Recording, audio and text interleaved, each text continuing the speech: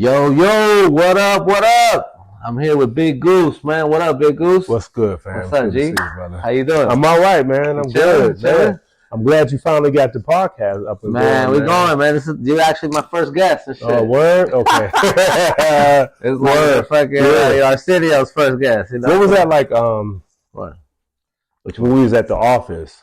Oh, yeah. That was like, what, 2019? When we had talked about doing a podcast. Yeah, I haven't got mine together yet. I got to get mine together, but you know, Big is always gonna get the ball rolling. He ain't never gonna. Well, like I said, I was saying like, yo, we got to put these stories out there no matter what. I don't care. I mean, whatever happens with the channel happens, but these stories got to be documented. You know what I'm saying? Yeah. You know what I mean? What stories are those? Like what you know, for the people like me that just now started following your podcast. Yeah. And as the podcast goes, like, you know, what is your focus of the podcast? What kind of stories you want to tell? I just feel like in the barber game and just me growing up in LA, I got so many different stories, you know what I'm saying, that they have to be told, you know what I'm saying? Like, you know, the shit's not scripted.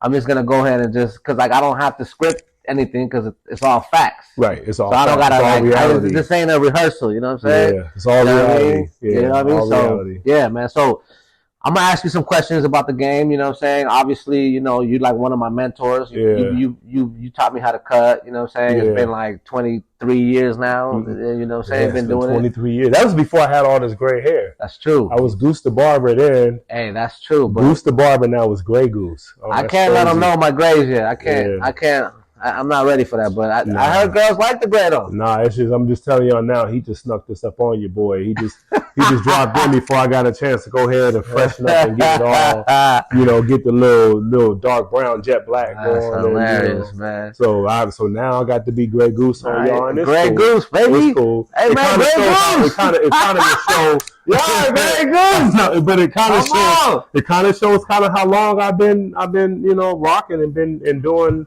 You know, and just, you know, on this west side of LA and being a you know, barber, groomer, hair artist, cosmetologist, trichologist in the game. Would you say that the barber game gave you the grays? What gave you the grays, man? The barber game? Would you say the barber game put the grays in there? Combination of two things. What? My daughter's mother. Oh shit! Oh, he didn't say that. Okay. Did you say that? You did say that. I did say that. Right, go ahead. My daughter's mom. And the game and the barber business. And when I say my daughter's mom, I mean I'm just, you know, you know. No, yeah.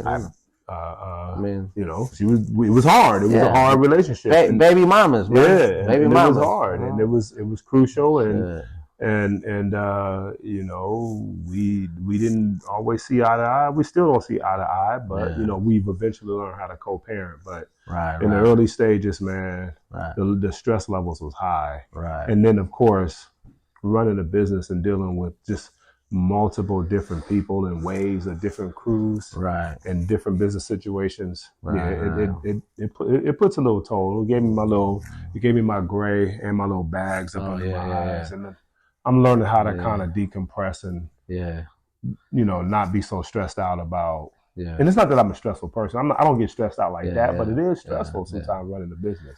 You know, I don't wear contacts because of my bags, bro. I keep my glasses on. Man. Like, fuck talk about baby mamas, man. You're right, because like the thing is, my baby mama, she try to hand me, man. So I know what it is. You know, it's all good now because we made it through. You know, whatever you know, whatever makes you like, whatever you go through makes you stronger in the future. You know what I'm saying? Right?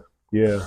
You know, it's a trip, and I know that's not what we're talking about on the podcast. I just happen to, you know, just be, you know, sometimes I have to learn to kind of curb what I say because, you know, I'm just, people ask me a direct answer and it's hard for me not to answer back directly. Right. But as far as with my daughter's mom, like, I don't know what I ever did to that woman. Right. And whoever watched your podcast probably be like, nah, you know what you did. You know how you mistreating them. Nah, real talk. Like I tried to be nothing but a gentleman and respectful, and you know, she just wasn't having it. It was just something. Maybe she just gave me a hard time. So I mean, you know, the time has passed now. You know what I'm saying? It's now I'm a grandfather. Yeah. Now, congrats to my grandson. Thank you. Hey, that baby looks just like you too. I know. That's the new generation. Yo, you gotta tell Bree, man. Like she gotta give him the nickname Goose. Yeah, I gotta keep telling Little her. Goose. I keep telling her, like, my grandson's name is Goose. That's right. His name is Elijah Alexander, but his name is Goose. Right. Yeah. That's right. That's crazy, man. Yeah. Baby mamas, we got through a gang of shit, but you know, we did. You went through a lot too. Yeah, we did. I did. Look at these. But everything I went through, man, I got through it, and now I'm like a better man for it. You know what I'm saying? Yeah. Like now, I got my new set of kids. I told my other kids too, my older kids, like, y'all keep fucking with me. I'll fuck around and have 2 more kids on you. They didn't believe me. They're like, yeah, right, and I did. But you know what? I love my kids. They're a little mad at me right now, but you know, it's growing. You know, it is. Yeah, I got my little munchkin too, 8 years old. Yeah, and I gotta tell you, way better situation. Yeah, way better situation. I'm wiser. Right. Everybody has to grow. You know what I'm saying? I'm sure I put my baby mama through some shit too. I'm not gonna just say she blew me out. You know what I'm saying? Because everybody has to say that. Huh? I'm not saying that. You're not saying that. But I'm gonna say it. My baby mama blew me the fuck out. But it's okay. You know what I'm saying? Right. I did some shit that was faulty too, though. You know what I'm saying? But nowadays, it's like I've grown. I don't gotta go. I don't gotta be. I don't have that itch. But in all fairness to you, fam. Yeah. Like, you were young though. You were a teenager, man. I was. And just trying to navigate through. You're trying to figure it out. Yeah. You're trying to grow up and become a man. That's true. At the same time, you're a father. It's like some people at least have the opportunity to be like, get a few years into manhood and then fatherhood. Right. You kind of was like, it was like, you became a man and a father at the same time. Yeah. So I tell my older kids, man, like I did the best I could. You know, y'all never went hungry. Yeah, sometimes you know I might have missed a couple child support payments, but I made up for it. You know what I'm saying? It's like you know, like it's like I wish they would have got the type of parenting that I'm giving my new kids now, but just that wasn't the time. It just wasn't the time. I was growing. Their mom was growing. You know what I'm saying? It's like we were all growing. You know what I'm saying? You know what else too, though, fam? Yeah. I know it sounds kind of interesting, but you and I grew up as, you know, we're Generation X. Right. Yep. And Generation X was also coined the latchkey kid generation. Of course. And, you know, and for those people that there's people that actually don't even know what latchkey kid means. Right. It just basically means that, you know, your parents were gone all the time. Right. They had to work. They were grinding it out. Yeah, and you had to carry your key around your neck. Yeah. And you had to come home by yourself. Right. Make your meal, or there was pre-planned meal, leftovers, the night before. And it would be sometimes you may not see your parent or parents for like the whole day. Like you get in from school at like 3:30, 4 o'clock, and you may not even see your parent or parents until the next morning. And so you had to put yourself to bed. You had to make your own meal, whether it be heat up the leftovers or whatever. Make sure your gear is on point, your homework. You had to do all this kind of stuff. You had to make the right decision to even like be home and like do that. Because some of the motherfuckers were hitting the streets. Yeah. Right. And our parents, you know, their generation, the way they kind of disciplined and stuff like that. Yeah. It was also kind of violent a little bit. You know what I mean? Okay. They were at least growing up in the Midwest. I grew up in the Midwest. Right. And we're gonna get to that. Yeah. So I say all that to say, I said that little bit to say that, and then we had hip hop. And so we, as it related to our kids, our first set, you know, because your daughter and son are how old? Like, your 31 and 27. 31, 27, and 27, 25. Right. You know, my son, stepson, but he's my son. He's been my son since, 5 years old. Yeah. And so I'm only saying it because there may be some family members that be like, I didn't know you had a son, but I'm only saying that, but he's my son. I've had him, I've been rocking with him since he was a pup. Right, of course. 27 and 25. And, and around that time, we were listening to hip hop, and we wanted to be like the parents that connected to the kids. Right. And we didn't always we didn't always kind of do it the way we did it. We were supposed to do it. Right. We didn't establish the boundaries that right. we should have established right. sometimes with that generation. We were a little loose with them. So why were we so different than our parents and our uncles and shit? Because they were completely different than us. Rebellion. We were rebellion? Yeah, it was a little bit of rebellion, a little bit. Maybe, I think subconsciously, I don't think we were purposefully trying to be rebellious. I just think that we, our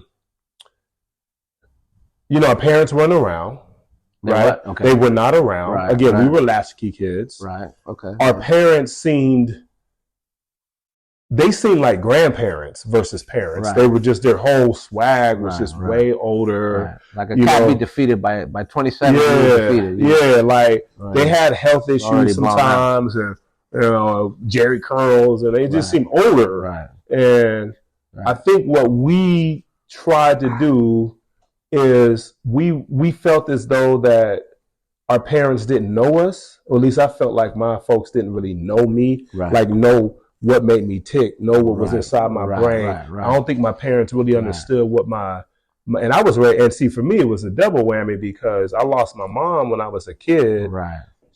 Prior to losing her, she had a brain injury when I was like 2, which made her, the best way to describe it would be like the most severe form of autism you could think of. She had a brain injury and had permanent brain damage. It was in a nursing home since I was 2. Wow. And so then I grew up like with my pops, and then he came to LA. Some stuff went down that I may talk about at a later date. Right. And then I ended up having to stay with my dad's mom and sister. Okay.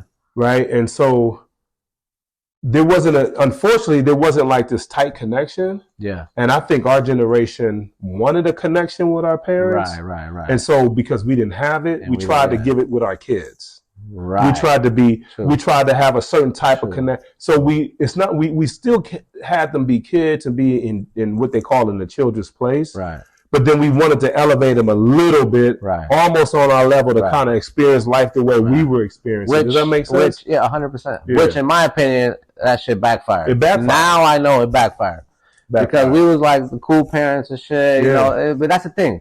So the older generations, like, I mean, I don't know, like, at least for me, like, I mean, my mom was around, but like, I left the house at an early age, and she never came to like any sports or the shit that I did. That's kind of like our parents didn't do that. Yeah, they didn't do that. You know what I'm saying? And then when we had our kids, and then we try to be like there for them, but I feel like in a sense we were too similar, right? So we got hip hop, they got their hip hop. It's a little bit different, but it's still hip hop. Yeah. It's not a different genre, although it has changed a lot, right? Mm-hmm. So that's the shit that's crazy. So like, what generation are we in now? Some kind of these kids now? Yeah, they're called some other shit. I don't know. Is it the Z or Y? I think it's like, I don't know. Z. It's like it's some other shit. Let's see, X, Y, Z. Because it was Generation X, then it was New Millennium, and it's like Y and Z. But I don't know anymore. I can't keep up. Yeah, and then now I feel like we have the thing that it's like they're totally disconnected from anybody, really. Right.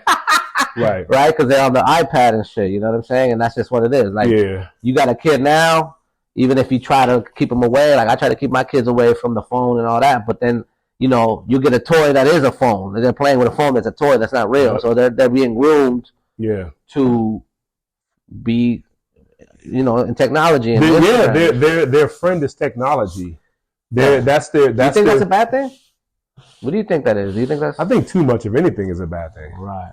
I think too much. I think if you're a super vegan, that's a bad thing. Yeah. I think if you spend 5 hours a day, 7 days a week in the gym, that's a bad thing. True. You know what I'm saying? I think if you sleep, 12 hours a day is a bad thing. I think excess in any form, is not good.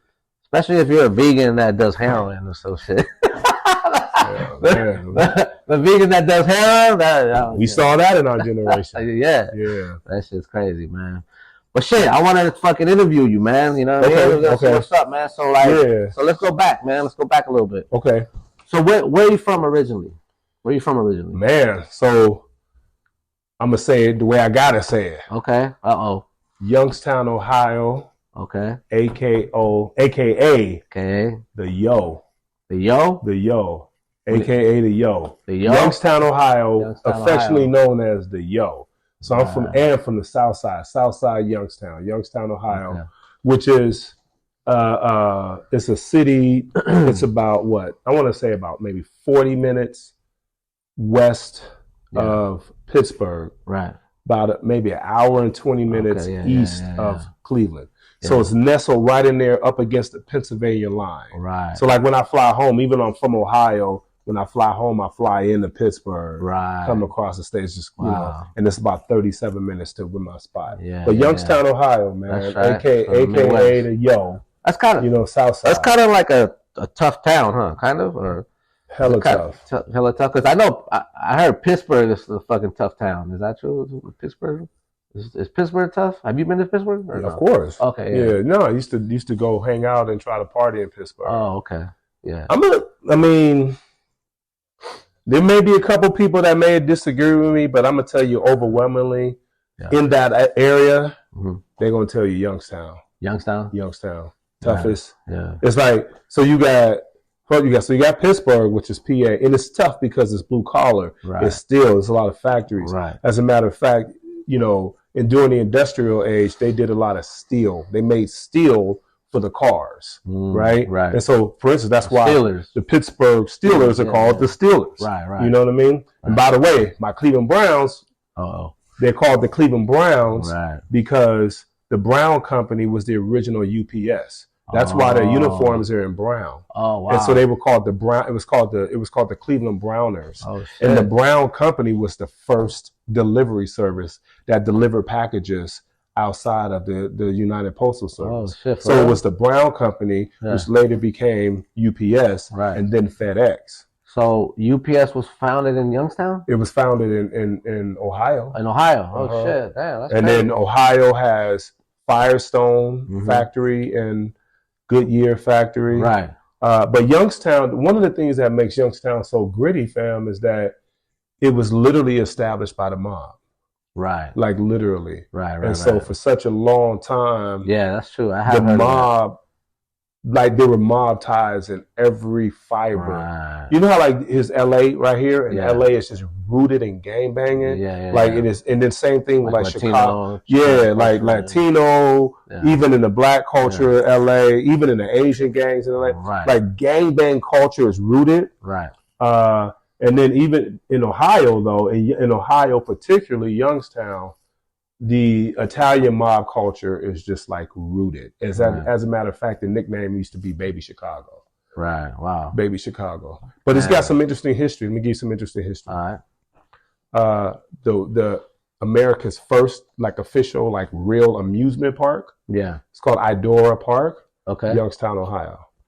Okay. A lot of people think that the first major labor walkout strike was in Chicago because of Jimmy Hoffa. Right. It was Youngstown, Ohio. Oh, for real? Yeah. Damn. Yeah. It was Youngstown, Ohio. Youngstown, Ohio is gritty. Yeah. But it wasn't always gritty. Right. It wasn't always gritty. I think I seen it was like first top five murder capital of the United States or something. It fluctuates between top 10 and top 20. Top 10 every other decade. Wow. So, but what's crazy is I remember in 2012, you know the magazine and newspaper USA, USA Today or USA, whatever that paper. Yeah. They did a. Oh no, that's what it was. It was in the world. Yeah, it was. I remember. They did an article about the world's. No, I remember that. Most bleakest cities. You remember that? Yeah, I do. And we're talking about places like St. Petersburg, Russia. Right, we're talking about different cities in like India. Number 6 in the world, Youngstown, Ohio, as one of the bleakest cities. Damn. Okay. And I gotta be honest with you, man. It's one of those places where even the corny dudes, even the nerdy cats, are rough. Like it's just hard not to be, because it's just one of those. It ended up developing to one of those spaces. At least when I was growing up, into one of those cities. Yeah, that was just like you literally were either preying upon someone or you were going to get preyed upon. It was just Damn. Like there was very little in between. I mean, you cannot go out. You cannot go outside, which, you know, a lot of people tried to prey on me in Youngstown because my grandmother, I was raised by my grandmother and my aunt. My grandmother just passed away back in May 9th of this year. Rest in peace. Daisy Turner, shout out. Right. And I was raised by her and my aunt Anita. Okay. We call her Needy. Right. And you know, both of them, I got to tell you, though, they ruled with an iron fist. They were super strict and tough on me. Right. And they were very, very strict and wouldn't allow me to do a lot. Right. So I literally wasn't allowed to have like friends. I wasn't allowed to kick it. I wasn't allowed to go out. I didn't get a chance. I wasn't allowed to go to like school functions, have friends over, none of that. Right. So what happened was, but my aunt, who I may add was a police officer, right, also took a body. What was that like growing up with a cop? Crazy, man. I tell you, like strict, like super. Yeah, like I wasn't. This is why I want to do this interview, because like I want like you know, tell us about like your what you're doing right now, your upbringing, and then like what happened. What year did you come to LA? 91, right? July 91. And so I lead up to that. Okay, and that was one of the things. So they were so strict, and I wasn't allowed to do a whole lot and go out but I was also like, I used to lift weights, and I used to in the house, but I wasn't allowed to go out. So I was like, wait, I ain't buffing. I ain't got no. So you still lift weights now? Yeah, but now it's just to stay, like, you know, try to stay young. Right. And I started growing hair early. But the point I'm trying to make about all that was, even when I was like 12 and 13, I looked like this old kid. And because I wasn't allowed out, I looked like this. They thought I was the slow kid on the block. They thought I was slow. Damn. Like everybody's like, oh yeah, that's that slow kid right there. So whenever I would go outside, because you were buff and had hair, just because it wasn't normal. Right. Like I was not allowed off the front porch. Imagine being 16, 17 years old, and you literally are not allowed off the front porch. If you did, you're getting beat. Wow. Damn, that's crazy. Right? 16, 17, you might have been, you lived in Santa Monica, you might have been over in Silver Lake. Yeah, I was doing 16, 17, bro. I literally was like, I literally have to sneak off the front porch. Yeah, and so they'd be like, that kid right there. So it just, when nobody knows who you are, you're the goofy kid. Right. So they thought I was the slow kid. Right. Not that I presented myself that way. Right. And, you know, man, God bless them. I love them. But my folks dressed me up in goofy clothes, like plaid golf pants and like double-breasted cowboy shirts with boat deck shoes. So now, or a whole bunch of, and my grandmother didn't shoot for a long time. She wasn't down with like jeans. So she used to make me wear suits to school. Like a suit. Damn. Like a church suit. So her fool's like, what the fuck is going on? What you got on? So I had to learn how to scrap. Eat fast. Right. And I got to tell you, my first, I tell you, like anybody else, my first few scraps getting out there, man, till this day, I got a deviated septum for when the dude broke my nose. I used to get mopped up at first. Damn. And then I told my aunt, who was the cop, like, yo, man, you a cop. Right. You can't teach me how to squab? Right. So then she started teaching me how to squab. Right. And then I'm talking about like on some old commando type stuff. Because I seen you squab, you know how to squab. Because she had many jobs when she was in the police department. She was a police sergeant for like, she was a police officer for like 30 years, 30 plus years, detective and sergeant. And she used to spar with me like in uniform, steel toe boots, all that, like PR-24 nightsticks, all that. Damn. And so like I used to, and that was my refuge actually. Like I literally, because I was not allowed to go nowhere. Right. So in the basement, we had built like a boxing gym in the basement with weights and boxing gym. Right. And every day for hours, learning, I was just squabbing for hours. And then I'm gonna keep it a buck with you.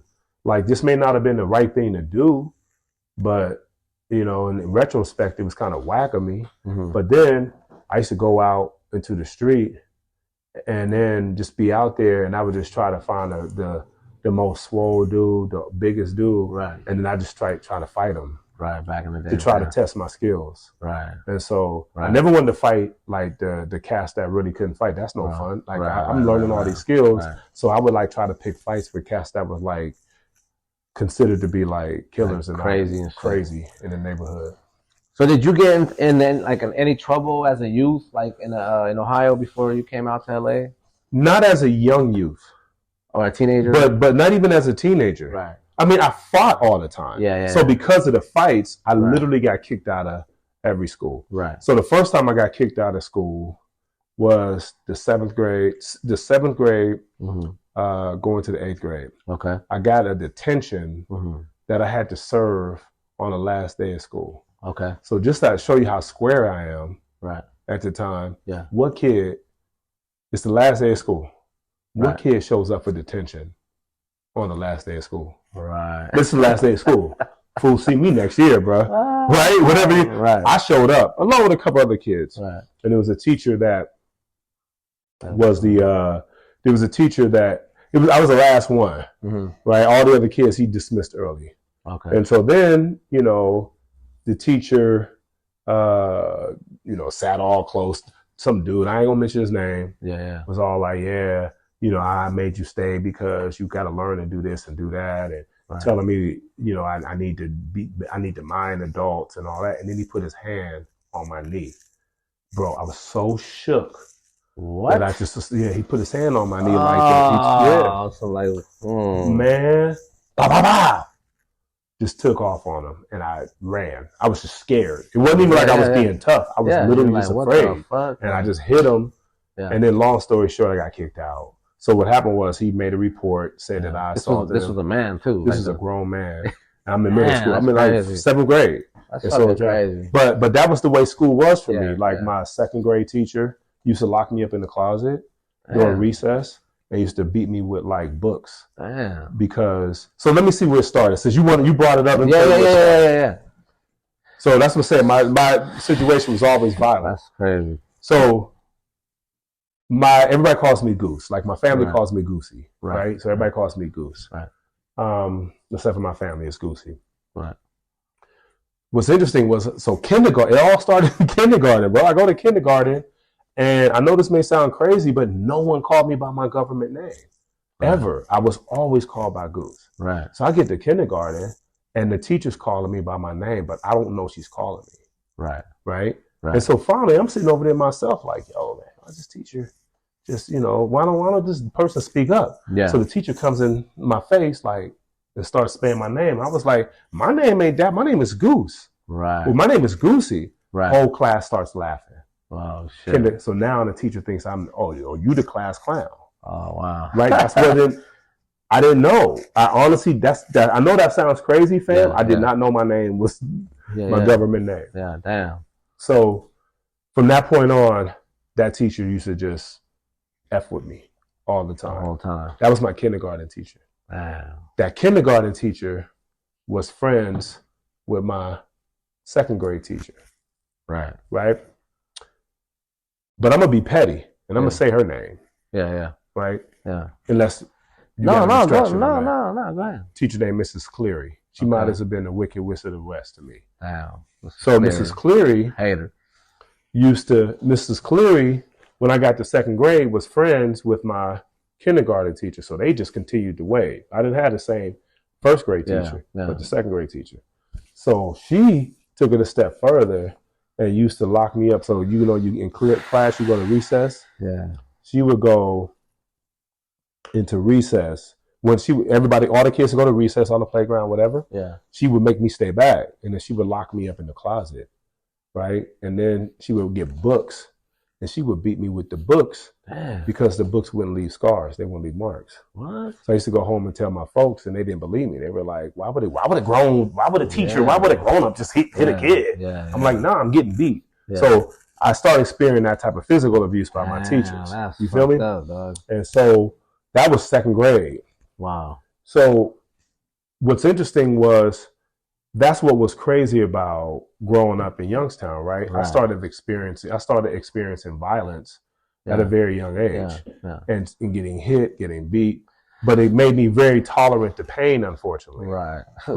So then, like I said, fast forward, tying it back to when I started learning how to fight. Yeah. You know what I mean? When I would want to test my skills, I wasn't really concerned about whether or not I was going to get hurt a lot. Right. Because You already had the threshold of pain had already. I had already been hit so many times. Isn't that crazy that you'd have to okay, so I'm sorry. Nah. The point we were talking about though was school. Yeah. So fast forward, that's how I punched that teacher. Right. And then I got expelled. Right. Then I was forced to go into private school. Right. And then that school was like a private Christian school, like this black private Christian school in our hometown. Yeah. That was even worse. Yeah.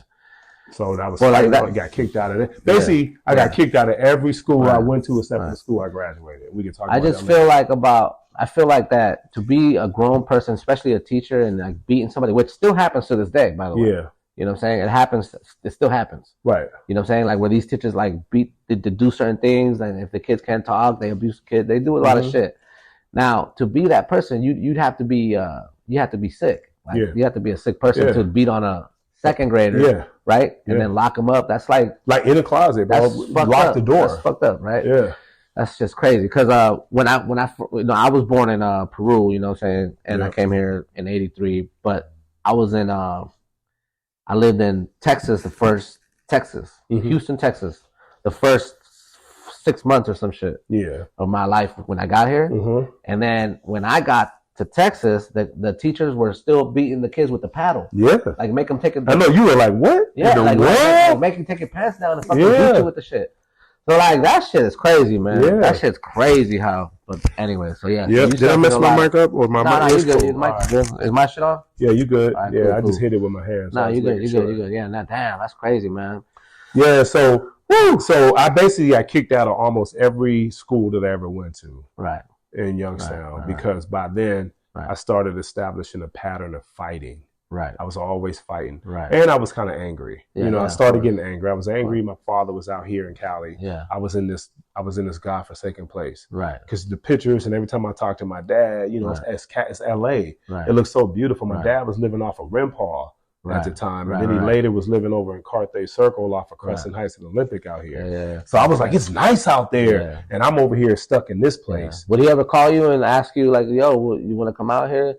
Or would you ever call you on the phone, check on you and stuff? Yeah, he called me. Yeah, he would call. Yeah? He would call all the time and check up on us. Okay. Yeah. Okay. So, and that's the thing, like he wasn't whack. And that was the whole thing. I actually realized later when I did come out here to stay with my father in 91, I realized that he had, like, actually, some people are going to argue the difference, but he actually had a legitimate reason why he couldn't really take care of you, bring us out and take me and my sister out and take care of us. He couldn't really do it at that time. Right. But that was the whole thing. Like I was getting kicked out of school. The environment was really crazy, violent, and then on top of that, drugs started creeping in. Right. And so you could tell by the gray hair. I'm gonna say all this. Right. I remember when there wasn't crack. Mm-hmm. And then all of a sudden you used to hear people as you walk down the street, got that Ready Rock? Right. Got that Ready Rock? It was like heroin. It was heroin before. Heroin. It was heroin. Speaking of heroin, again, it's my city. Right. So for all my Southsiders that's watched this back in Youngstown, I just want to say what's up, Southside. Down the hill, up the South Side. So I grew up off of Hillman Street. I grew up off of Hillman Street, Hillman and Earl. Shout out to all my Hillman and Earl, all my Hillman Street people. Right. You know what I'm saying? But I still got to give love to the Wallace Street posse because they gave me love. We lived 3 houses from the corner, and I remember like Saturdays, my grandmother used to have us go up. My sister and I go up to the corner because we lived 3 houses from the corner. Right. We used to have to rake up hypodermic needles because the heroin addicts would leave them there. I remember we used to, like, there was like a little, our driveway road like this, and then parallel there was a pathway that people, like a shortcut through the Shaws. There was the family that lived next door to us were the Shaws, and you walk through their backyard like it was like a little walkway through their backyard that put you on the other side on Hillman Street. Heroin addicts used to shoot up. So before we used to play, like my sister and I could like play going back and forth through the backyards and stuff like that because we weren't allowed in the front yard. We weren't allowed to be off the front porch. Right. We would have to get a rake and shovel and rake up all the heroin needles. Wow. And it used to be a trip because I used to be up in my bedroom because my bedroom overlooked the driveway and then the Shaw's backyard. Yeah. And I used to try to stay awake to be like, when are these people going? When are they shooting up this heroin? Right. When do they do it? Because I never would see nobody, but there was always like needles here and there. So this was somebody's backyard, like an alley, or like a backyard that ran parallel to an alley. Oh shit! Don't think of it like an LA alley. Think of like almost like a little walkway pathway alley. Right. I can't describe it, but I don't know if it was designed like that. It was part of like the structure, or just over time it became people's shortcuts. I don't know. Right. Yeah. Damn, that's crazy. Yeah. So yeah, we used to clean up heroin needles, man. Wow, as a kid, so we can just play. Yeah. So we didn't want to get stabbed by the heroin needle. So I knew what heroin was as probably as early as like 8. So what would your aunt or your grandma tell you? Like, go sweep the head. Would they tell you that, yo, there's heroin needles? Go sweep. They wouldn't say heroin needles. They would needles out there. They wouldn't even say needles. They would just like clean them. Just because that was one of the things that my grandmother was big on. And that was keeping the neighborhood nice. My grandmother used to say, man, poverty is no excuse for nastiness. True. You know what I'm saying? And so my grandmother's whole thing, but our neighborhood was changing. It was becoming crime infested, drug infested. Right. And we did have like one of the nicest houses on the block. Right. Because my grandmother took pride in it. It was her dad's house. Right. She got it from her dad. She had been her whole life. Wow. And of course, she's from that era where it kind of mattered that it used to be a white neighborhood. Okay. It used to be a white neighborhood. Right. That was all black, but she still is reminiscent off of how it used to be a white neighborhood. So for her, it's like, this is. But eventually, we did have to move up out of there. Right. And then we ended up moving to the Upper South Side. Right. But it just got too. With the crack epidemic, and just the and I know the crack epidemic was like a whole different beast, right? Like pretty much than the heroin. Yeah, it was a whole different beast because the heroin thing, I didn't really see that. I didn't really see like I didn't know in the neighborhood who were junkies and who were not junkies. Like I didn't have that. Right. I knew who were winos. Like you go to the store, like my grandmother might send me to the store to grab her a pack of cigarettes because you could do that back then. Right. Yeah. Send your kids to go get some cigarettes. I remember that. Or go get some paper towel or a loaf of bread. Yeah. And you would see the winos hanging out. Right. And maybe those winos did heroin, but you just didn't see that because it wasn't in the open. Right. But that bass rock, that crack, ready rock, bruh, fam, crazy shit. Yeah. Damn, that's crazy. So you came out. So you came out to LA in like '91, right? Yeah. So what made you come out here? Was it just a change? You get in trouble? I wish. So, let's start with this. This is what started all this. So, graduated from high school. So, like how I told you, I was totally restricted, couldn't move, wasn't allowed to go nowhere. I turned 18, and it was like, oh, you do whatever you want. You're 18 now. You're 18. So I was like, oh snap, what do I do? Right. Now, I didn't really hang out with like a whole bunch of people that was just causing trouble. That wasn't really like my bag. Like that wasn't like the type of thing that I did. Yeah. But just hanging out. Yeah. I didn't really have I didn't have that awareness yet of my environment. Okay. So I would find myself like in situations that were. Right. And when I say situations, like, oh, this cat's over there kicking it. Right. I'm trying to make friends. Right. Let me go kick it. You couldn't really read the block really. I couldn't read the block. I couldn't read the block. I couldn't read what was really I couldn't read when the tensions were high, when people were on alert, when danger. Okay. I couldn't understand. I couldn't read danger. Right. You know what I'm saying? Right. So it actually started with this, and I gotta tell this story like this. I'm gonna try to do. I'm gonna do it as fast as I can. Oh, yeah, we good. We on. Let's go. So there was this chick. There was this woman, girl. She was a chick. She was a girl, and we had went to elementary school together. Now, let me back up. So now I'm graduated high school. I did a year of college. That particular, I flunked out.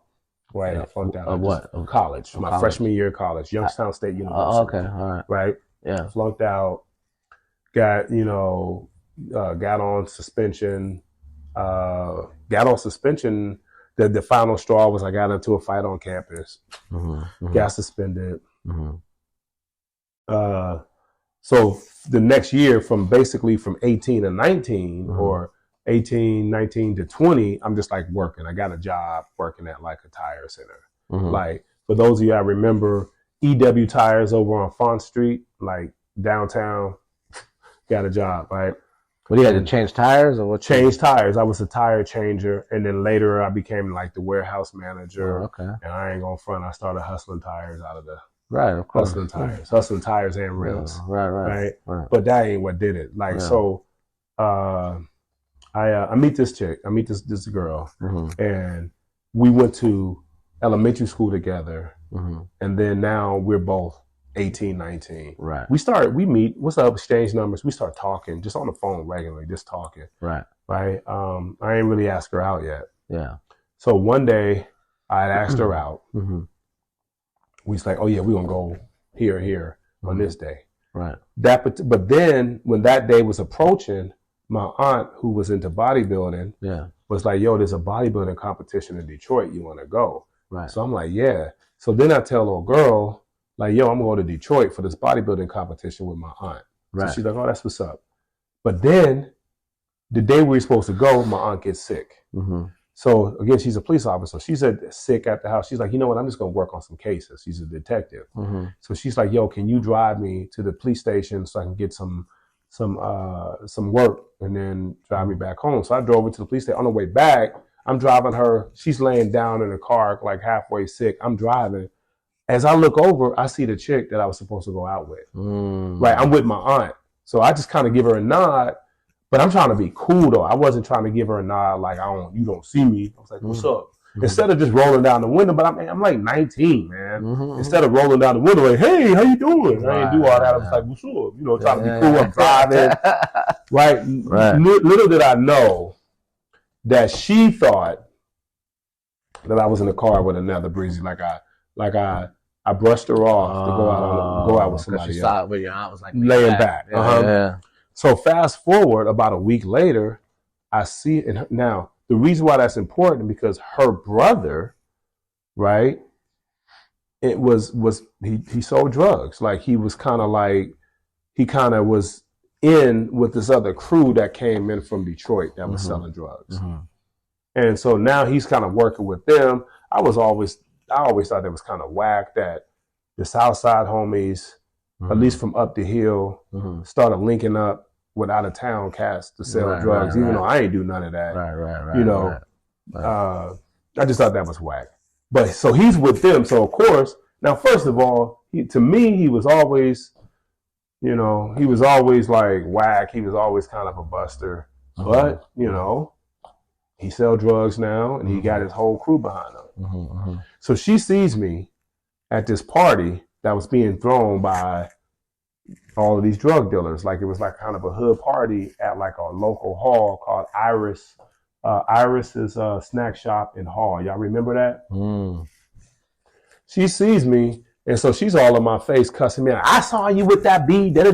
She's like finger all in my face, cussing me out. At the party. This at the party. I'm I'm trying to explain to her like, yo, like that. I'm trying to explain like that's my aunt. That's the. But she's all like this. She tried to mush me. So I grabbed her hand and like, yo, what's up? Chill out. Then she was like, so she went and got her brother. Like he was at the party. Yeah, because it was the drug dealers and he was part of them. They were throwing a party. So basically, I got jumped. So I got jumped by all these cats. This is what started it. That was the start. So I get jumped and I go home. Now, mind you, our snack shop is literally at the corner of Hillman and Earl. So it's like, takes me like less than 10 seconds to get home. I get home, I come in the house, I'm all knotted up, just got stomped out. And I do a Ricky from Boys in the Hood. Was it Ricky? Not Ricky. What was the Fanskin dude? Cuba. Cuba Gooding. I'm just like, like this. You know what I'm saying? I'm just like, like these cats jump me, Wow. And so I'm not going to get into detail right now on this one, but a couple days later, believe it or not, my grandmother rode with me. That's you know what crazy. I'm saying? On it's like, all right, That's crazy. Okay.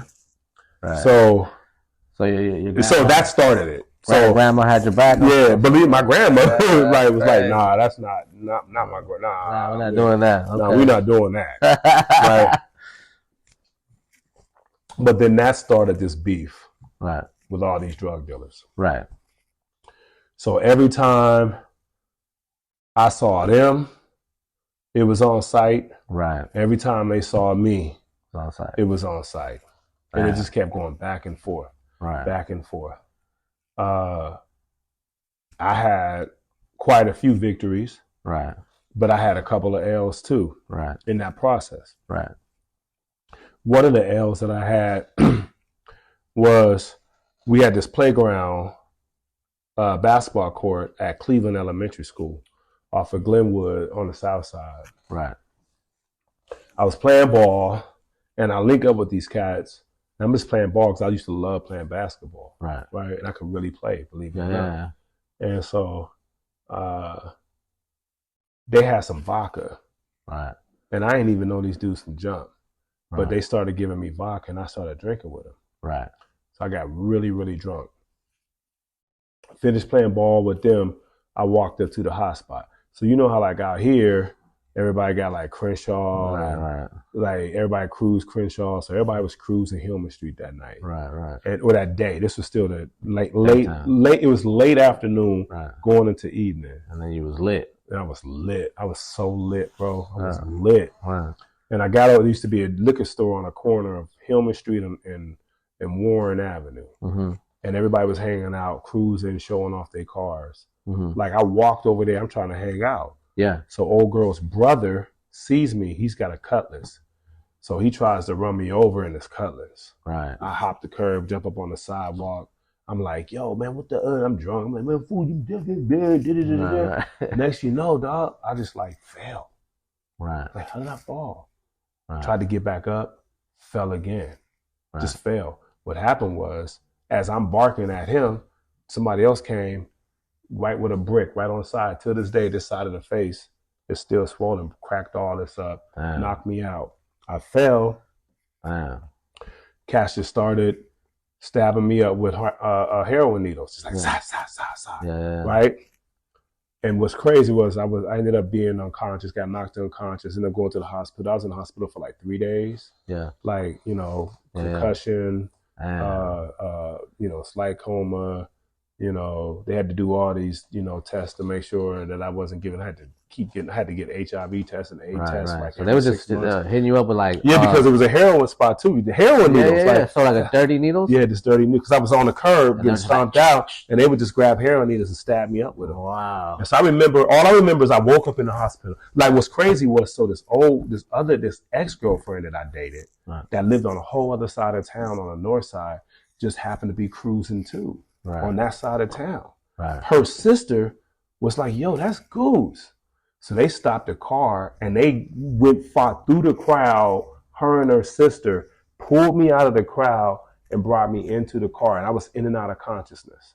And what's crazy, in their car, the music they was playing was, "It Never Rains in Southern California." Right. That's what I'm going in and out of consciousness. Wow. It never rains in Southern California. That's crazy. I'm sitting over there in Youngstown. And so then they take me to the house. They was too scared to take me to the hospital. So they take me I was knocked out by that. So they took me to the house. Yeah. My family took me to the hospital. I woke up a couple of days later, had the whole things on me. They gave me AIDS. I was like, they gave me AIDS. Right. Because I woke up in a panic. Like, right. So God bless, I did not have, I didn't get infected or nothing, but that's the first incident. Right. And then what sucks is I spent the next like half a year get back. Oh yeah, out for what happened? Yeah. Right. Damn. Yeah. Like I spent and some of the things that I ended up doing, I ain't ready to talk about. Yeah, no, for sure. But I spent the next year, I spent the next 6 months trying to even the score a little bit. Because I was actually, I don't know, something is whack, but something left me that day. Something kind of just yeah. You know, there was like a hollowness that day. Like you lost a part of yourself, kind of. Like, so I just didn't care. Right. And so I was just like, no matter what happens, like these fools gotta like. And so I just spent the next 6 months trying to do get back. Right. And what year was this? Like this was like 90 and 91. 91. Yeah. Okay. Damn. So now fast forward, it's now 91. 91. So fast forward, a few months have gone by. I'm coming from. I didn't go into this after hours. Right. It was an underground after hours. Like nobody really knew about, but everybody knew about it. Yeah. I pull up in this after hours with my cousin. Bottom line is, they saw me. Me and my cousin saw them. You know, it's popping, right? So, they go after me again. I go after them. I ended up getting hemmed up by one time. Right. I had to go to court. I went to court, and then the judge pulls me in the chamber and was like, "Do you not know that you got a $5,000 hit out on your life? I can't put you in jail, right? Because if I did, I don't think you would make it a week, right? They tell me you got a father out in California." The judge is telling you this? The judge is telling me this. And he's telling me how I'm an embarrassment to my aunt. She was the first female, and she's black, to make detective sergeant, make detective sergeant, female, all the strides that she's done for, like, basically I'm ruining the family name, and I should be ashamed of myself. Right. And like, we hear you got a father that they've already spoken to your father, and so you got two choices. You can go to jail, which we don't think you'll survive, or you can leave California and don't come back for at least a couple years. Wow. So they gave you like a pass, like, we're not gonna let you give you a chance to. A lot of that was because my aunt was, she was because my folks, was who they were, and they were, and so they just gave me. It was just like a ticket. I just had to pay like a ticket. Right. And that was it. Like, because when they picked me up, I mean, really, when I got it, I mean, really, the charge was only like, yelling at a police officer. That was what the charge was. Oh, okay. I didn't get picked up for like any of the damage that I did. I got picked up like just like that because basically my car got shot up, so I couldn't drive at all. Yeah. And then when the police came, I was cussing out the police. Man, this is what they ever did to my car. Right. But you over here, don't sweat me. Don't you deal with the people that shot my car up. Listen, man. If you don't please lower your voice, you go to jail. Lower your voice. I ain't gonna send me business. That's a Hummer. Right. You know what, man? We gotta listen. So let's go. Yeah, So, Damn. So they gave you pretty much like a one-way ticket to LA? Or? So, no, that's not. They did it, but then talked to my pops. And so basically, I basically had to hide out. I hired out in a whole other city in Ohio until it was time for me to leave. Right. And basically, then two other police officers, I don't know if they were police officers, but they were some security. And they just kind of rolled with me all the way to LA. They rolled all the way to Albuquerque. So that you got on the bus? Yeah, the train. On the train? And I touched down in LA July 7th, 1991. Damn. Yeah. The golden time, era. So how old were you at that time? 20. 20. So you were 20. All right. So that's crazy. By the way, fuck. That's a lot. That's what I'm it's a lot. See, now it's square life. See? They don't know nerd life. They don't know the history. You know nerd life, man. All right, so it's 91. You get to LA, right?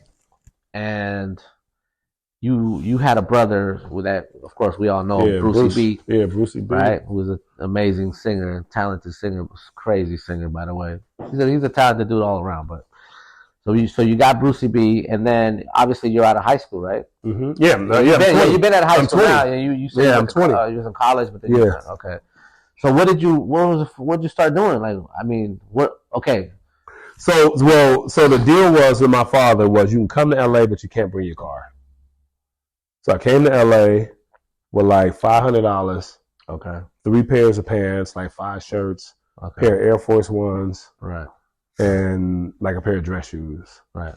And the first thing I do when I get here, the first thing that my father did when I get here, he took me to meet this OG Pyru cat down in South Central. Okay. Because basically, because I'm say how crazy I looked when I got off the train. Right. So, used to skate. Yeah. Remember skids? Yeah, I remember skids. So I had on a pair of skids. You know what's crazy? Not to cut you off. Nobody remembers skids. I remember skids. I'm like, because I used to skate. Yeah, skids, dog. Oh, skids. So I had a pair of skids pants on. Yeah. Plaid. Yeah, and they had weird different. Right, but then I had like, because this is the hip hop era. Right. So I had this shirt that had airbrushed all the dead homies on there.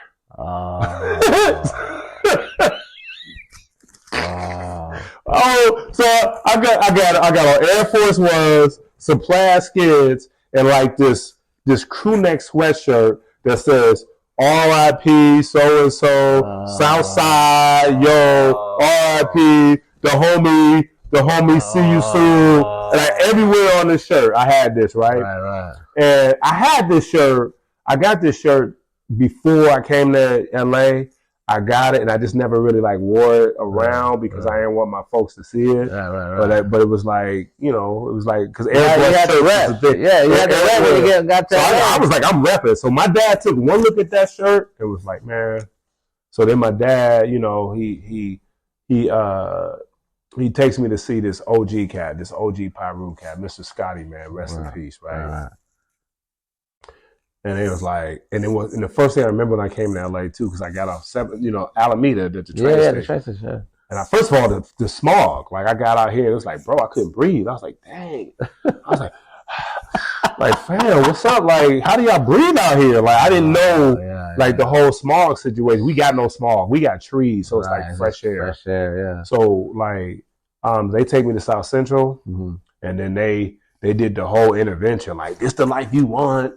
You want to And in my mind, I'm like, no, man. But took you to the hood? Yeah, they took me to the hood. Like, took me around all these Pyrus and like, yo, young G, yo, blood, yo, this, you think you this, you ain't try to do the whole scared straight thing, right? And I was like, man, y'all ain't got to do the whole scared straight thing with me, man. Like, I don't think I'm a thug, bro. I don't think I'm a thug. I never thought I was a thug. Like, but I'm just not gonna let somebody just run up on me. But I'm not. But I'm not a thug. I'm not a gangbanger. I'm not none of that. And I don't want to be. Right. I just want girls. Right. You told them that? Yeah. Hold on. Let me. Yo, my bad. We had some fucking technical difficulties, man. Some app popped up, and then I touched it, and that shit went to the app. So this is all, this is all organic, man. Come on, man. What you want, man? All right. So Digger's gonna, he gonna remix it. Yeah, I'm gonna try. Whatever, saying. The point is, we want to get these stories out. Yeah, that's the point. You know what I'm saying? Like, all right. So, man, so you're in LA. Your pops takes you to the homie. And he's and that was cool. But it still was a breath of fresh air, man. Because like I understood like around that time, this is '91, so there was still gangbanging and all that. But like to me. This spot was paradise. Like the city was paradise. LA was paradise, man. Like palm trees. Oh my god. The girls were pretty. Yeah. Like I was running around here running after girls that everybody told me were ugly. Right. And I was like, she ugly? Dude, she look good. But what are you talking about? But that's how beautiful I thought the women were. Right. The caliber changed a little bit. Huh? The caliber of women changed kind of. What? Yeah. Yeah. Well, what's the Midwest? What like? I'm gonna get in trouble back home, man. But this was there's a what's that thing called? A statute of limitation? A statute of limitation. It was a long time ago. You know what I mean? It was a long time ago. Yeah, but no, I was just thought it was just nice. Like it was just really really cool. And my brother Bruce was out here. And he was still in high school. Okay. And like to link up with all of his friends and hang out with people when I first came out here, they all seemed like TV personalities. Like all of the friends, like it was like kids were just being kids and people. Now that might not have been your experience, but to me, that's what it was like. It was so much harder and rougher where I was from. Right. Like for instance, my brother was going to school. He was still in high school, 16, and he was 16, and all of the girls that he was going to school with in high school, like I was going to school. Most of the girls I was in high school with already had kids or were pregnant in high school. They were moms and all that. Like it was like none of that. So I was just like, huh? Yeah. It was different. It was a culture shock, but I loved it. And people are on that time, like it seemed like they aged faster or some shit. Yeah, like it did. Like they have a grown ass motherfucker. I looked old. Man, let me tell you. Everyone thought he was like, everybody thought I was like. So this was so funny too, right? So Bruce, I'm his big bro, so I'm 3 years older. He looks up to me, whatever, so he's telling everybody, my brother's coming out here. My brother's coming out here. So Bruce had a lot of girls liking him. He was popular. So all the girls, because there was no Instagram back then, so he couldn't say, this is my brother. He didn't have like a whole lot of pictures. There was just all this anticipation of Bruce's brother. Because it was like, okay, it's like a number 2 coming out here. And then they see me, I'm shorter than Bruce. Bruce was light skinned, I'm brown skinned. They was like, what? Like, and I'm all hairy, I got the beard, I need to they were all like, oh man, your brother like, you know what I mean? Yeah, so Bruce was like, and my clothes were whack. Right? So Bruce was like, man, you gotta like, man, we gotta take you shopping, man. So Bruce had some money from when his father had died just a couple of years beforehand, right? So he had a little bit of money saved up that his dad left for him. So he gave me some money, and I was like, well, where do I go shopping? I'm gonna tell it was his fault, because he could have said go to the Beverly Center. He said, but if you really want to get inexpensive clothes and get like a whole bunch of different stuff, man, you should check out the swap meet. It's over on Slauson. So I went to the Slauson swap meet for the first time. Bro, I bought all Dickie suits. I ain't know, because that was like fresh at Youngstown. Like to buy so I bought a brown Dickie suit. I bought a green Dickie suit. I bought I was so hood, dog. You had the trash. I was stretched, man. I was like naughty by nature, man. Like it's like, what are you doing? Like, why did you go? Where were they shopping at the time? Like Gap and shit. Gap, Structure, Old Navy. No, I don't know if Old Navy was out. It was Gap, Structure, Aeropostale, United Colors of Benetton. All that kind of stuff. So it was just. What'd you do? Did you have to take the suits back or what? No, you couldn't take that stuff back to the swap meet. Yeah, bro. So then you just kept them? I just kept them. You rocked them? You rocked them? A little bit. Yeah, but then that was whack. Yeah. So it took me a minute to kind of it took me like a couple of months to kind of figure it out. Right. And then, but I got like a haircut. Like I had like a little, I came out with like a flat top fade. Yeah.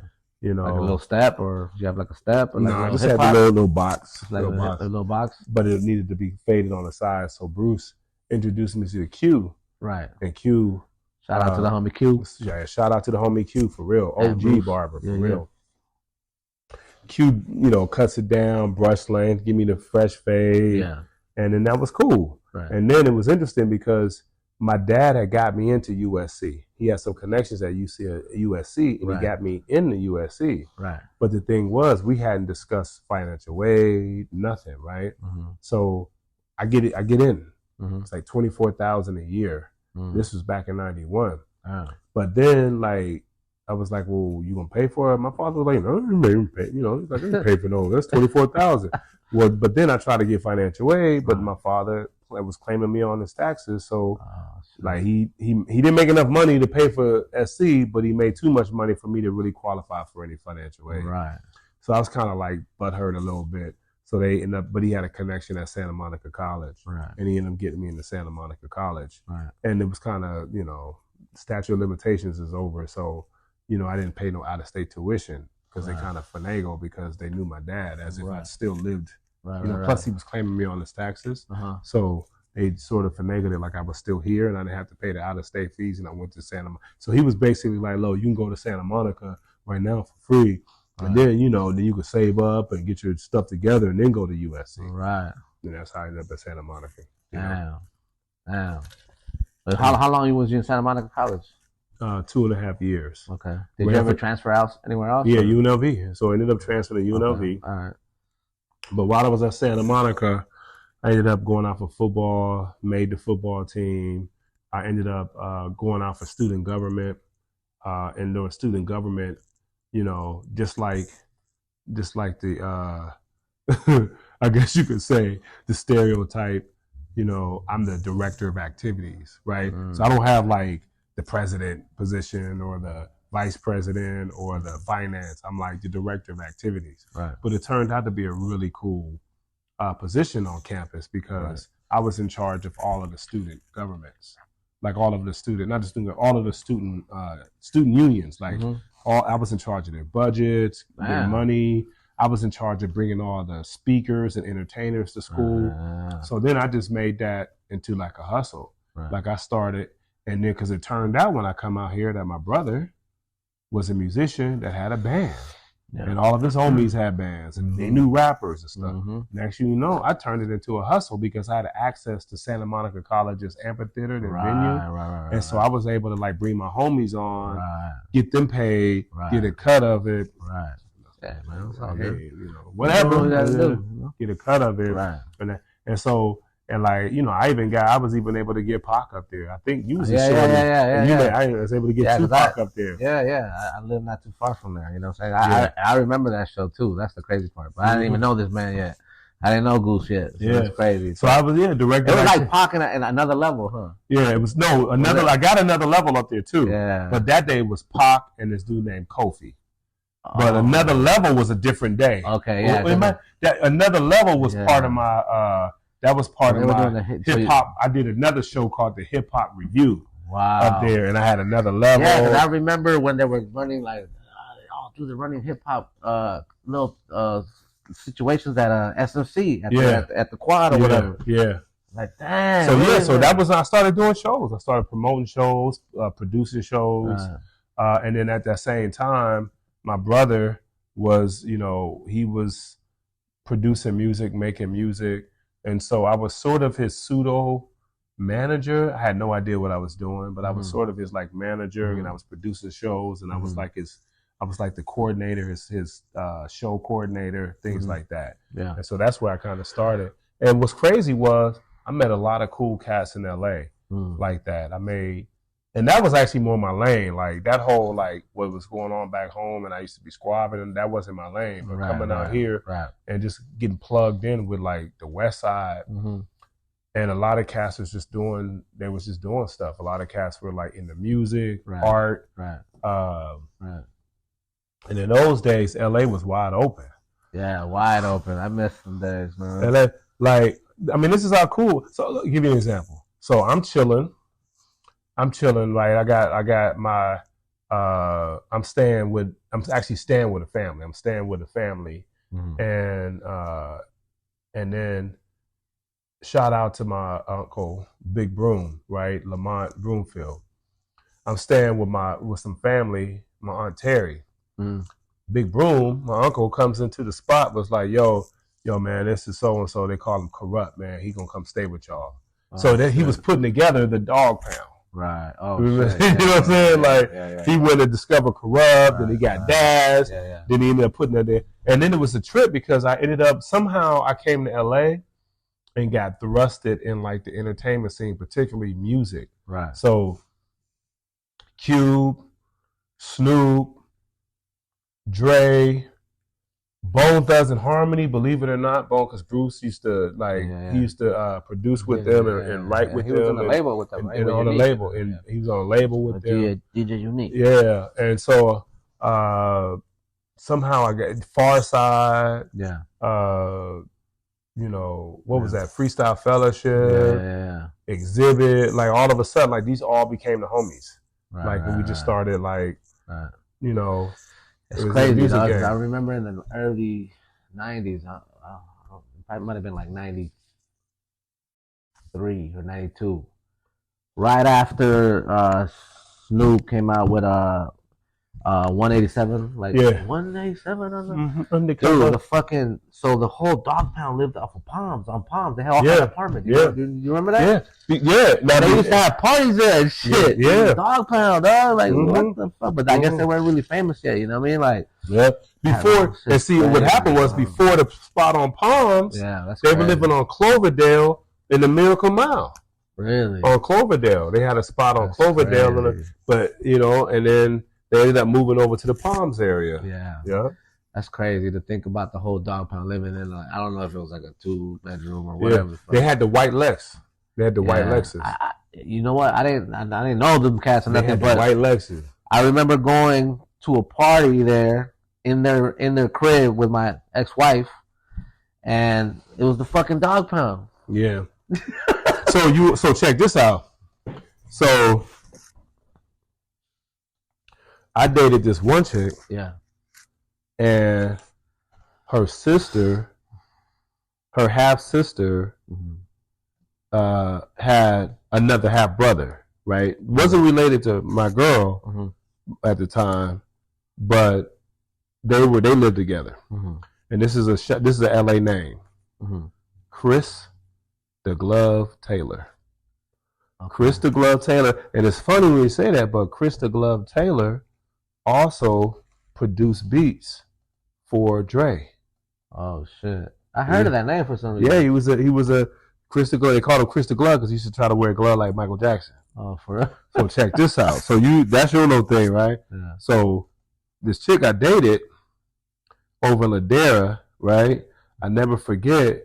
I go over there. I'm just trying to go over there and chill. It's like, yo, we got to go over to my sister's house. Why? We got to get ready, man. They're going to be shooting the Snoop Dogg video over there. And then we got to go help them out.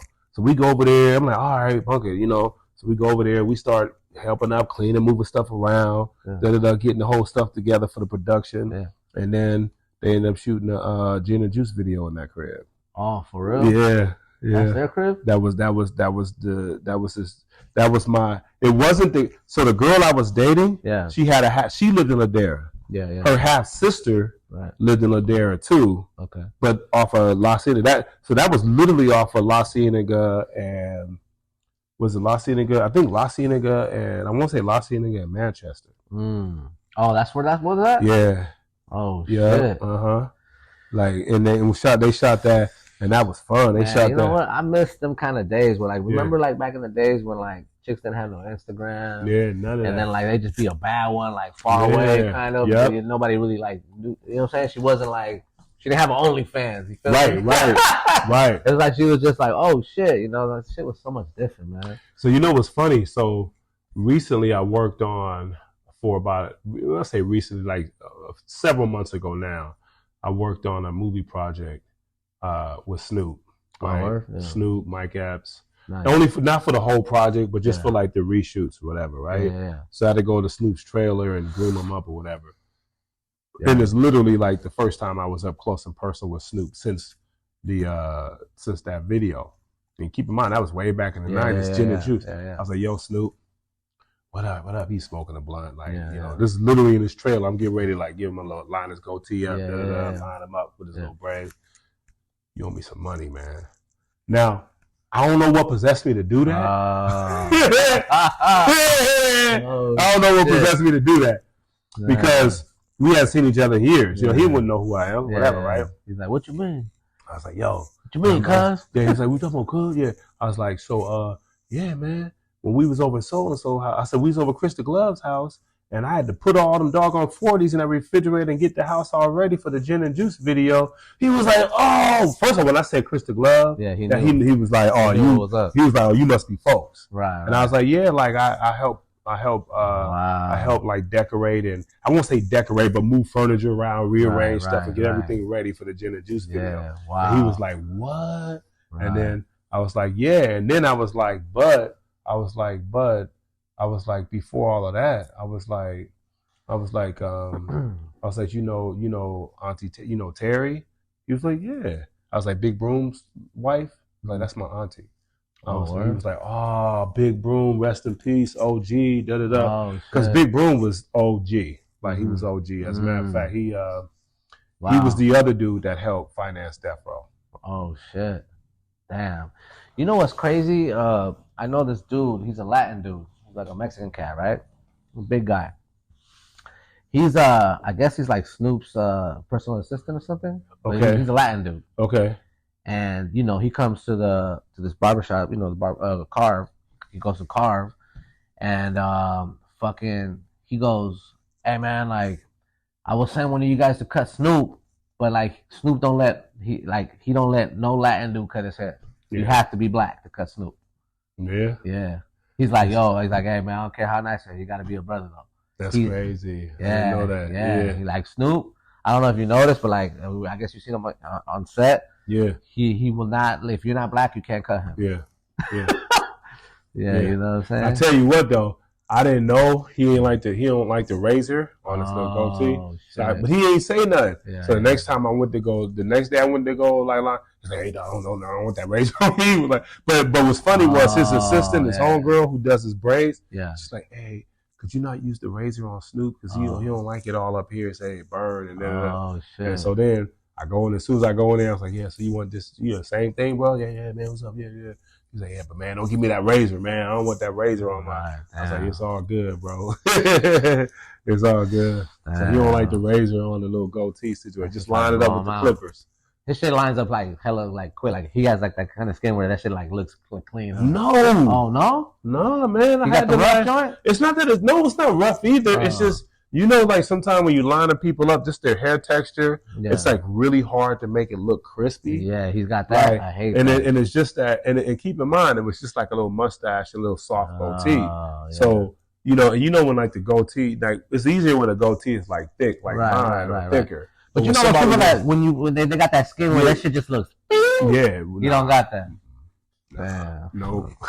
It's always a famous motherfucker that don't. Yeah, that's what made me use the razor in the first place. I'm lining it up here, and I'm like, man, it don't look crispy. Right. So I'm like trying to be all. He didn't say nothing the first time, but he wasn't cool with it. Damn. He was like, "Nah, man, I don't want no doggone razor, bro." Damn, that's crazy, man. Yeah. So so you come from like well, first of all, Goose opened up Legends Barbershop that's been running till this day. We're in Legends Barbershop right now. Yeah. So what year did you open Legends Barbershop? 1999. 1999, right? February 8th, 1999. Okay, so I want to get to the story because 1999. But before that, we worked at Superstars. Superstar here. Now I remember Superstars. I mean, I wasn't like I didn't come there all the time, but I did get my haircut there a couple times. Back in the '90s, like the late '90s, and I used to get cut by Bruce. He don't remember me. It's fucked up, but I remember him. Nah, but so I got there. So it was kind of like super urban, mostly black shop, but like everybody would come through there, like. A gang of people that were like trying to get into the industry. This is like what I knew of it. Yeah. But you actually worked there. Yeah. Right? Yeah. So how did you get into barbering in general? Because I know you worked there first. Yeah. Right? Yeah. So what happened? Tell me like how you got into barbering. What did you do? How did you meet those people? Well, your brother, my bad, not to cut you off. Yeah. Your brother, Bruce, was working there already, right? Nope. No? Mm-mm. So how come I ain't never met you there when you was? I was the first one to work there. Was you? First one of everybody. I was the first one out of the whole clique to become a barber, like professionally.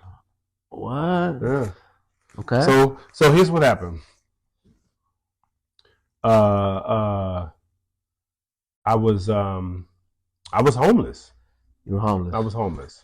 Damn. This is after you lived with your pops? Yeah, this is much later, years later. Okay. How old were you? I had finished school, finished college. I had lived in Las Vegas. Okay. And what happened was I was working in Las Vegas, and I actually had opened up. A coffee shop, like a barista. Yeah. Like down in Vegas with my college roommate, this Nigerian brother. Mm-hmm. And we opened up a coffee shop, and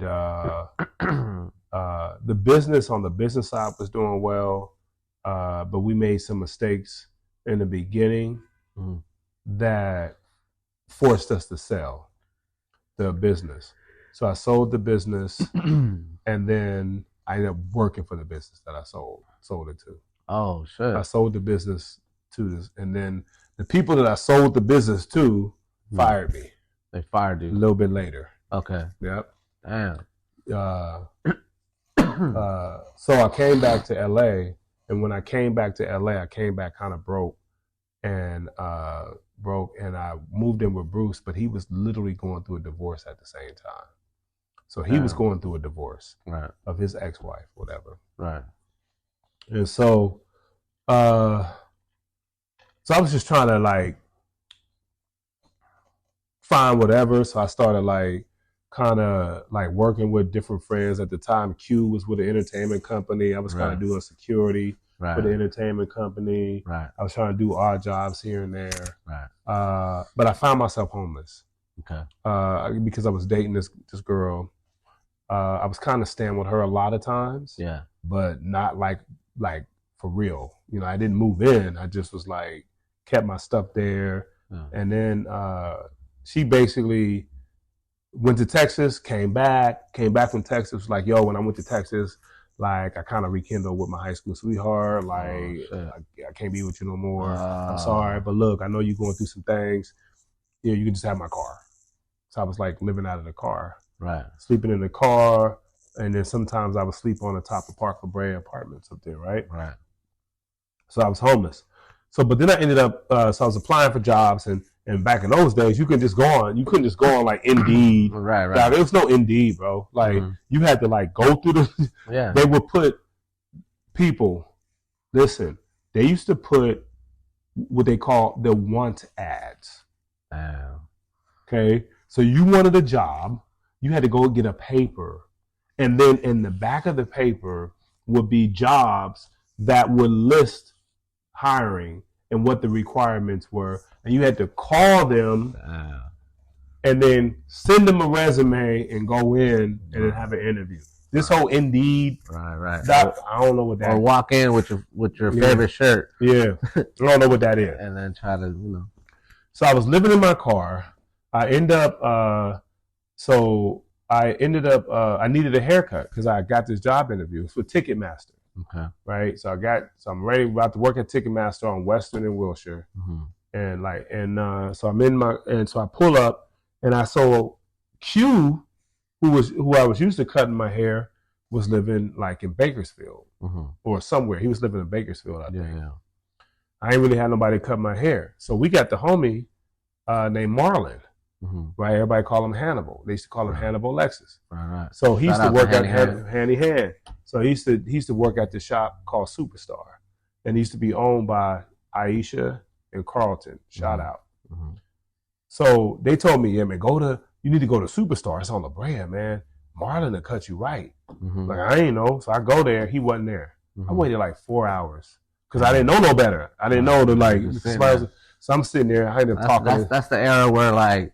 You just hope your barber was there. No appointments. You just walk in. Hopefully the barber's going to show up. How many you got? I got 5. I got 5. 6 people waiting. All right, I post up. I'm going to go get a fish sandwich. Center. Sandwich. Yeah, go get a sandwich. I'll get out before I got to pick up my kids though for school. Like, that might be like at 3 p.m. It's 7 a.m. in the morning. You pull up at the barbershop at 7 a.m. and you praying you get in the chair by 2. Right. Damn. So that was me. And in the process, I was talking to Tone, and I look over and I see Aisha cutting. Was Tone there? Tone was there. Okay. It was Tone. Tone was the only barber there on the post. Tone was on the post. And I see Aisha and Carlton cutting. Nobody else is in the shop, right? Yeah. There might have been in clientele. Tone, clientele, Ish, and Carlton. Wow. But I see Ish, a female. Shout out to Aisha Porter. For sure. And I'm like, I've never seen a female barber before, right? So I just thought it was kind of not on some chauvinist or some misogynistic. I just never seen a woman cut hair before. Right. So I started talking to her like, how you get into cutting hair and this and that. Now, let me stop for a second. Just so you know, it was divine order by Yahuwah, a.k.a. God. Right. Okay. By the way, I don't call God God most of the time. I call him Yahuwah. That's his real name. The Bible says don't take the Lord your God's name in vain. To take him in vain is to ignore his name. So God is his title. Yahuwah is his name. Okay, I call him by his name. There's power in the name of God, not power in the title. Okay, all right. Amen. I just want to put that in there. So, interesting enough, weeks before that, like maybe weeks before that, like 2 months maybe, I was hanging out with my brother's musician homies. This dude named Oogie. Oogie, if you saw him still around, shout out, bro. He went to SC. He played the upright bass. The dude was musically inclined. He was dope with his musical skills. Damn. They were hanging out with them for their rehearsal. And I'm chilling, just hanging out with these cats. And then it just popped in my brain, man, like out of nowhere. Like, I was thinking like, okay, so should I go to law school? I was thinking that because I had graduated from college. I was like, shit, a political science degree. It wasn't really getting me anywhere. I couldn't find a job. So I was like, should I go to law school? I don't know. Should I go back and get a master's in political science? What should I do? Then I was like, it just popped in my head. It was like, it literally was the Holy Spirit.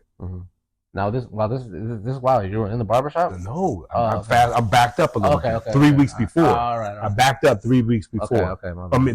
2 months before. I'm at the homie Oogie's house. Okay. And it popped in my mind, you should cut hair. Right? Then I remember going to Q, asking Q, like I called him one time. I said, hey man, you think I can cut hair, man? And Q was like, man, you can't just get into this, man. You can't just cut hair, man. Like everybody can't cut hair, man. You gotta be born.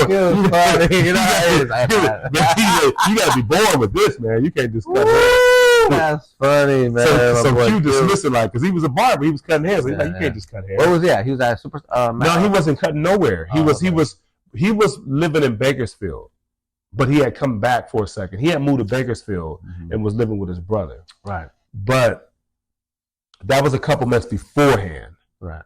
Now, fast forward, I needed a cut. Right. Q's in Bakersfield. Right. So this is now 2 weeks have gone by. Yeah. 2 months have gone by. Q is now in Bakersfield. Right. So the idea came in my head 2 months prior. I asked Q about it. He was like, bro, you can't cut hair, man. Like, don't even try it. Like, you don't know how to cut hair. You just can't pick up clippers. Okay, whatever. 2 months go by. Yeah. I got this job interview at Ticketmaster. I meet Aisha and Carlton inside Superstar Hair. I start talking to them. Long story short, man, when I start talking to them about cutting hair, this and that, and then Aisha introduces me to Carlton. They was like her husband. Her husband at the time. Right. They were husband and wife. They owned the shop. Triple OG. Triple OG in the game. And they basically said, look, you can sleep here at the barbershop. We got a storage room back there. It has a cot in there. You can sleep in there and just clean up around, run some errands. But was that like the first day you went in there? They told you that? Or what do you mean? Like, was it the first day when you Yes. Oh, really? Yeah. So the first day because it was like, we got to talking. I was like, it's a job interview. And then they learned that I was sleeping in my car. Oh. It was like, oh, you sleeping in your car? Oh, okay. Right. And I was going back and forth sleeping in my car versus sleeping with Bruce's mother-in-law. But he was going through a divorce, you know, and so I didn't want to blow her out and be up in her spot like that. So I was sleeping in the car most of the time. Long story short, they let me sleep in that. And I had to do errands like go pick their kids up from school, this and that. Right. And so I used to just hang out at the bar. So I got the job. Right. So I got the job.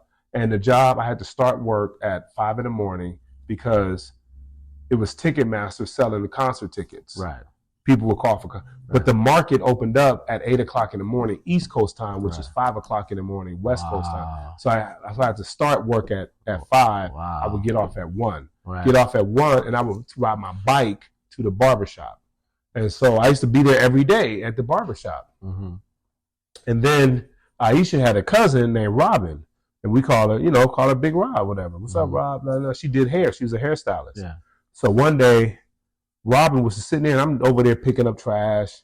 I'm a grown man picking up trash. I'm like 26, right? Right. And I used to wear like Oxford shirts, and I used to dress like real collegey up there, trying to be all professional. Right. And Robin just got real annoyed with me. It was like, Carlton, like either you get this MF or some MF and clippers and teach him how to cut some MF and hair, or he got to get the MF out of this shop. I'm tired of looking at his face. She said that just like that. Yeah. Like mad about it. Right. I wasn't gonna say a whole lot because her husband was like this OG cat. Like that, like I didn't say nothing or whatever. Yeah. So then the very next day, Carlton takes me to the beauty supply.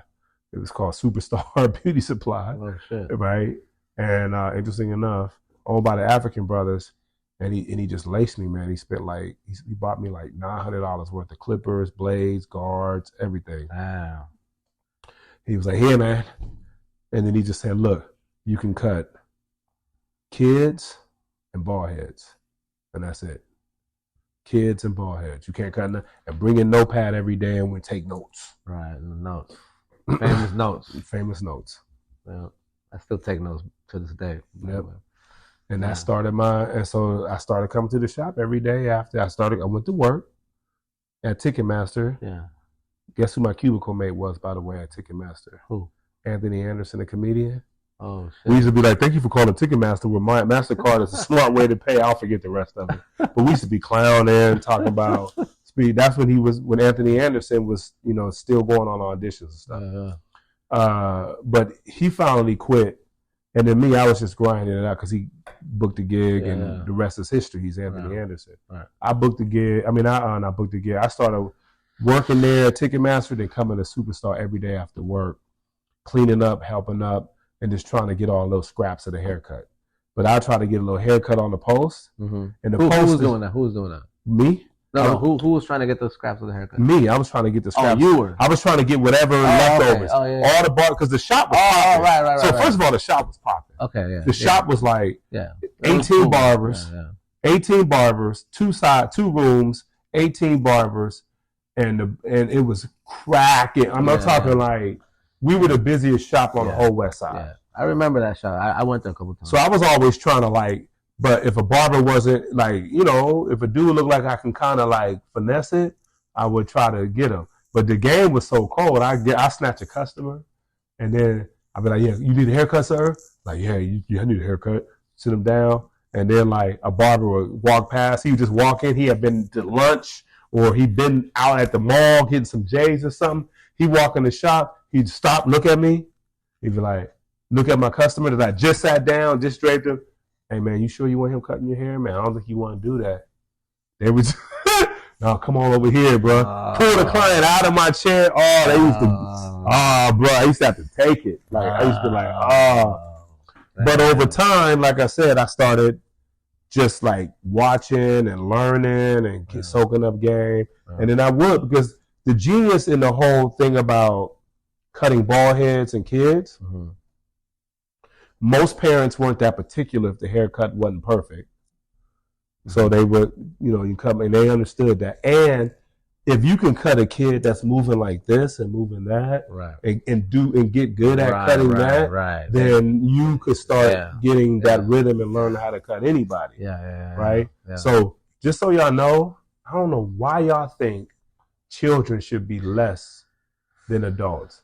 Personally, children's haircuts should be more. Because they move, they slobber, they cry. You know what's crazy? That's true, man. And I don't know why y'all think that children's haircut. It's so much harder. Because it ain't they're paying for it anyway. Y'all paying for it. It's so much harder to cut a kid. Oh man, but the kids need haircuts too. They need haircuts too. You know what I mean? So but the genius in it was, and then with the ball, it was just me. It was almost like Miyagi though, like wax on, wax off. Right. It was just getting me acclimated to how to hold the clippers, the rhythm of cutting. Right. All of that kind of stuff. Right. And they used to give me notes on the system, and they were brilliant because they were they wanted everybody to cut exactly the same way. Right. And we did. But it was dope because Aisha used to teach me the cutting side of it. Right. Carlton used to teach me the business side. Right. How to retain clients, how to get clients. Right. How to talk to clients, how to make clients feel comfortable. Right. Because what's crazy was Carlton at the time, sorry, Carl, but he kind of wasn't the best. He was the owner of this shop, but he kind of wasn't like the best barber. Like he was average at best. Like he was just all right. Right. You know what I'm saying? But he had the business. He had the kind. He was the busiest dude in the shop, though. Well, he had the business like side of it, kind of. Right? He had the business. He knew how to make like. Good luck if Carlton cut your client's head. Yeah, he was going to give your hair. He was going to give your client a worse haircut than you did, right? And you weren't never getting that client back. Wow.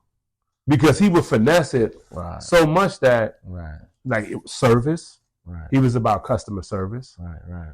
He understood, like, you know how like there's always barbershop banter, like people talking back and forth. Yeah. He understood like how to make the client feel comfortable, like make sure he was dealing with the client directly. He had all, you know, he dressed.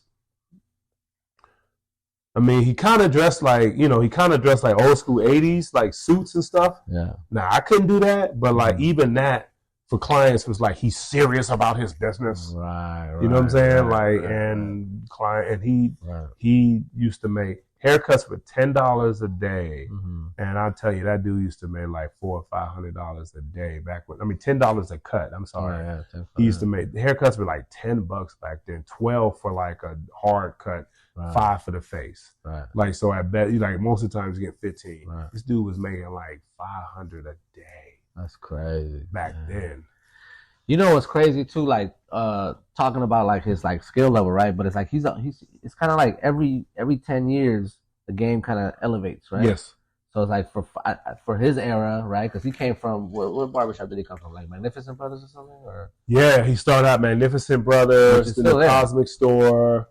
And then from the Cosmic Store, Magnificent Brother Cosmic Store to open up his own spot, the Superstar. Right. So like for his era, he was probably pretty decent. Yeah. And then when you get to the like mid '90s, late '90s, then you know the talent, the styles change. You know what I'm saying? Yeah.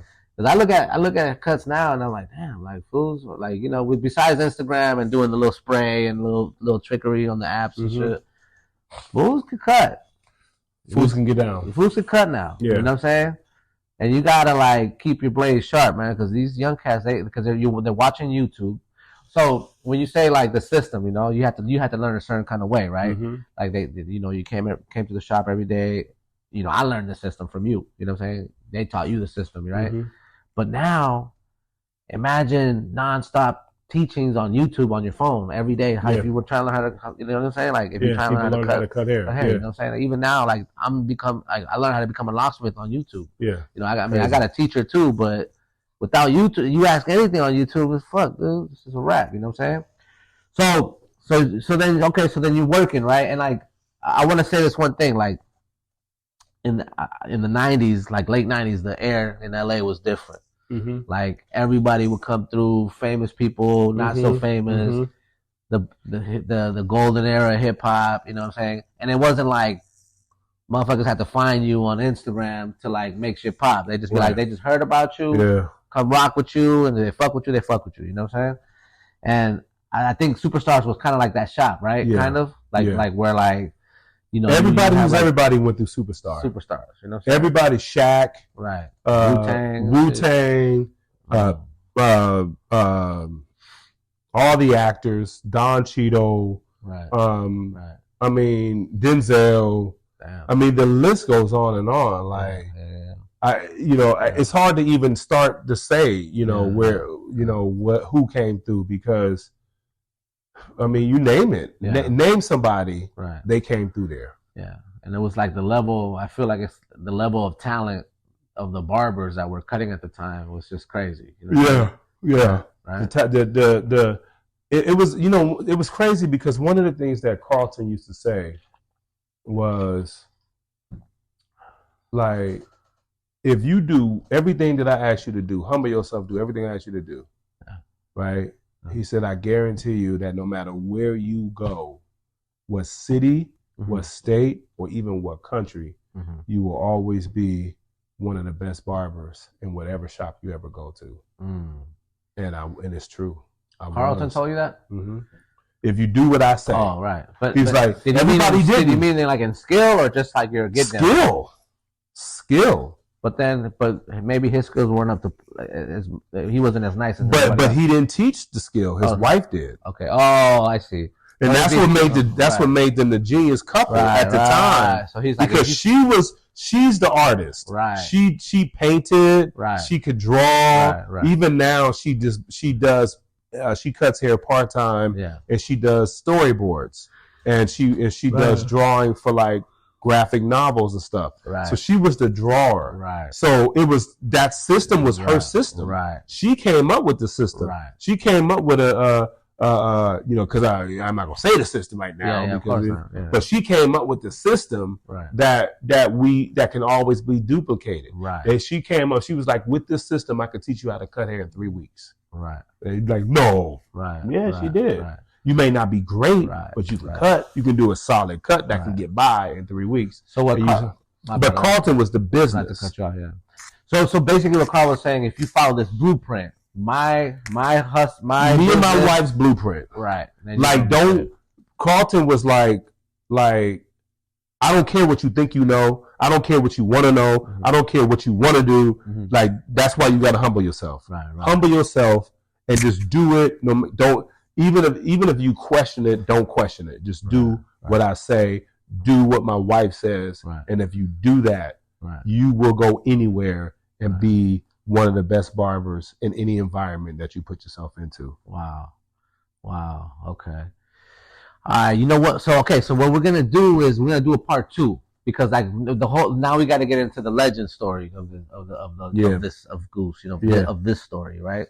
So what we're gonna do is we're at the Superstar. We're gonna do a second part. Yeah. All right. I'm gonna come back here. We got to, because if we don't, it's mess around to be 4 hours long. Yeah, it's gonna be. But I still want to get it because like now we have to go into the part of legends, right? And then this is when I met Goose, in the beginning of 2000. Yeah.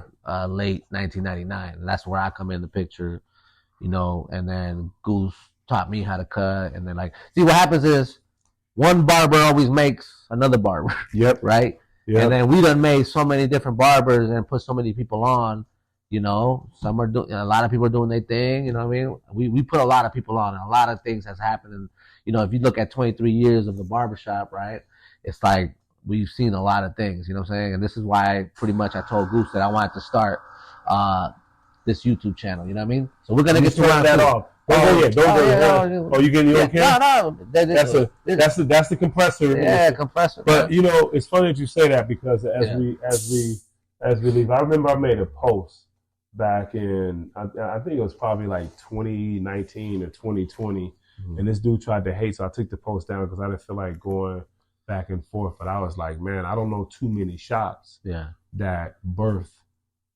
as many shops. As legends. Yeah, facts. Of course, the other some hater chimed in, was like, "Magnificent brother, man, you smoking something?" I'm like, but okay. And I'm like, yeah, Magnificent Brothers, of course. Yeah. But at the same time, he said that. He said that because he was saying Magnificent Brothers. Yeah. And it's not that I'm saying I don't know how many barbershops Magnificent Brothers birth. Right. But I said not too many. I didn't say I was the only. Yeah. But the point I was saying was I don't know too many shops that out of legends, because of Legends the Barbershop, birthed other shops. So many other shops. And not just shops, like careers. Careers and situations. Right? Careers, you know what I'm saying? Yeah. But I think a popping shop always fathers another shop. Babies, they have a baby, you know what I'm saying? Yeah. Pretty much. Superstars kind of fathered legends. Yeah. Right, because they taught you the game, and then Legends became, you know what I'm saying? And then, and like we said, Legends been in business, we're still open, you know what I'm saying? And I guess in the other part, we can talk about the shops that came after Legends, like all the other shops there's a lot. For sure, there's a lot. It's just interesting, man. You know what I'm saying? For me, for my career, you know what I'm saying?